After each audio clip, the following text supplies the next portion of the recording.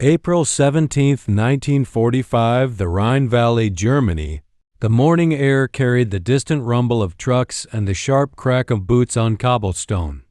Spring rain had left the streets of Mannheim glistening, reflecting fragments of a sky that seemed perpetually gray since the Allies had crossed the Rhine 3 weeks earlier.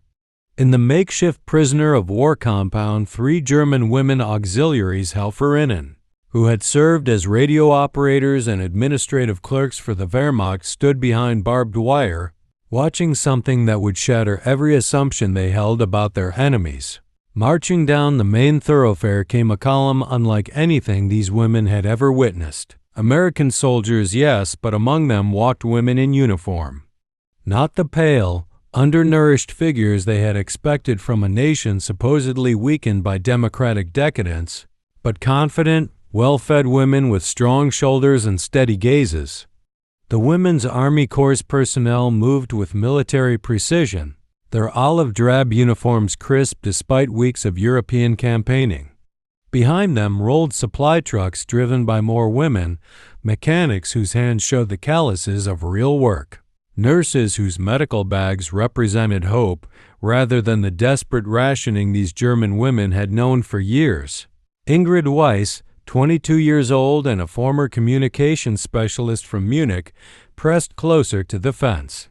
She had joined the Wehrmacht auxiliaries in 1943, believing the Reich's propaganda about American women as frivolous creatures concerned only with cosmetics and Hollywood films. The Nazi ideology she had embraced painted a portrait of American females as products of a weak democracy, unable to contribute meaningfully to their nation's war effort. German women, she had been told, were superior devoted mothers and wives supporting the fatherland through sacrifice and submission.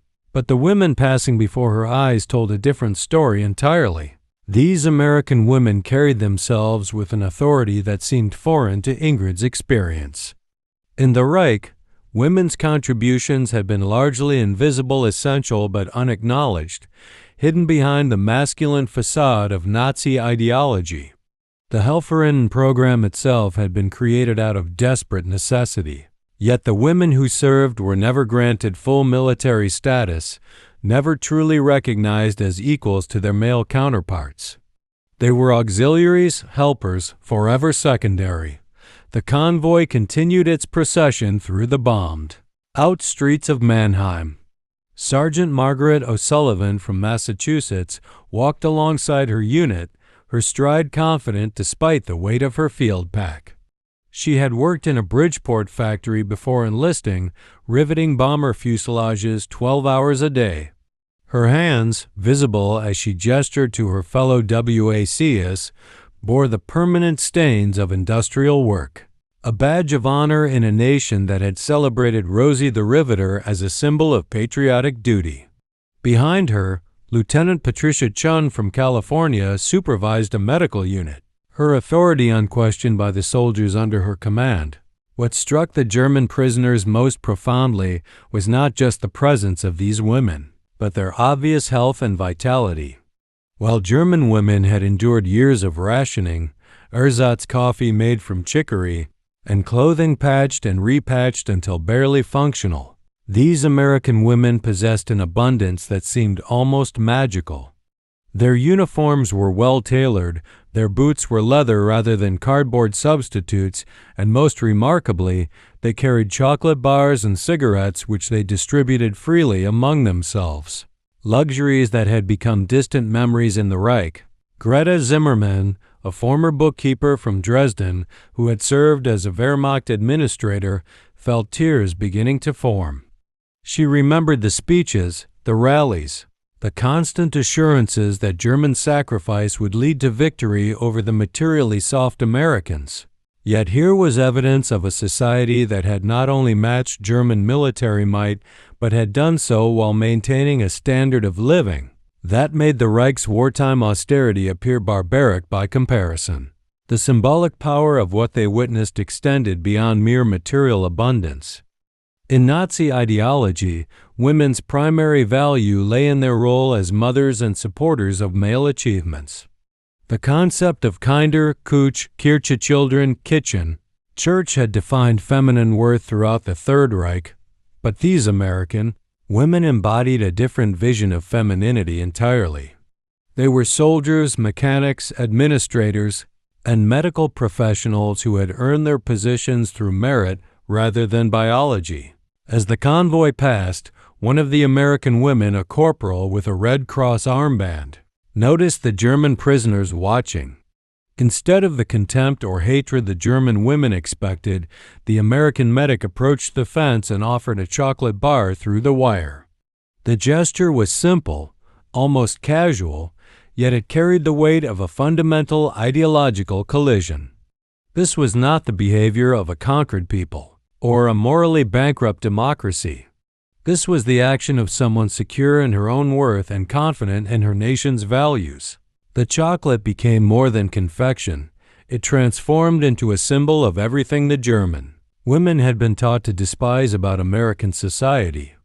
Democratic capitalism, they had been told, produced weakness and moral decay.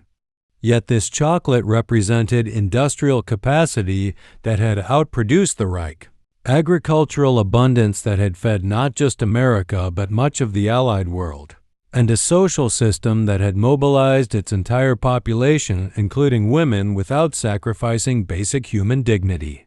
For Ingrid, the taste of American chocolate triggered a cascade of realizations. If the Reich's propaganda about American women had been so fundamentally wrong, what other lies had she believed? The tears that began that morning would continue for days as she processed the collapse of every assumption about her enemies and, more painfully, about her own nation's cause. The transformation was not immediate but inevitable. As the days passed in American custody, these German women encountered a military system that treated female personnel as genuine professionals rather than auxiliary helpers. They witnessed supply chains that could provide fresh food, clean water, and adequate medical care even for prisoners of war. They saw American military efficiency that suggested years of careful planning and massive industrial coordination. Hardly the picture of democratic chaos they had been taught to expect. Most profoundly, they began to understand that the American military's inclusion of women was not a sign of desperation, as Nazi propaganda had claimed, but evidence of a society confident enough in its values to trust half its population with genuine responsibility. The Women's Army Corps personnel they encountered possessed technical training, leadership experience, and professional competence that often exceeded what German women had been permitted to develop under the Reich's restrictive ideology. The sound that would haunt these German prisoners for the rest of their lives was not the roar of American bombers or the thunder of artillery, but something far more subtle and devastating, the confident laughter of American women as they went about their military duties. It was the sound of people who had never been taught to question their own worth, never been told that their primary value lay in submission to masculine authority, never been forced to hide their competence behind a facade of decorative femininity. In the weeks that followed, as the German auxiliaries were processed through American detention facilities, they encountered female interrogators, translators, and administrators who demonstrated the practical results of a society that had mobilized its human resources without regard to gender. These American women possessed university educations, technical skills, and professional experience that had been systematically denied to their German counterparts. They represented not just military victory but ideological triumph, proof that democratic societies could outperform authoritarian regimes precisely because they refused to waste half their human potential. The tears that Ingrid, Greta, and thousands of other German women shed in those spring days of 1945 were not just tears of defeat but tears of recognition. They wept for the opportunities they had been denied, for the potential that had been sacrificed to Nazi ideology, and for the realization that their enemies had been not monsters, but human beings whose society had simply made better choices about human dignity and worth. As the war in Europe drew to its close and these German women began the long process of rebuilding their lives, many would carry with them the memory of that April morning when American women had marched through Mannheim with such confidence and pride. The chocolate bar shared through barbed wire became a recurring symbol in their testimonies, a small gesture that represented the vast ideological gulf between societies that restricted human potential and those that celebrated it. The true victory of American democracy was not won solely on battlefields or in bombing campaigns, but in the daily demonstration that free societies could achieve both material abundance and human dignity.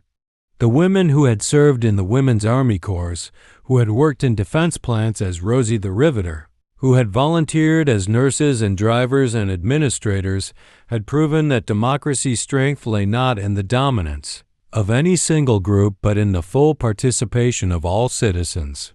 In the end, the tears of those German women prisoners reflected something more profound than military defeat. They marked the moment when rigid ideology met the simple, devastating truth of human equality, and ideology crumbled. The sound of American women's confident voices, the sight of their well-fed faces, the taste of freely shared chocolate, these became the sensory.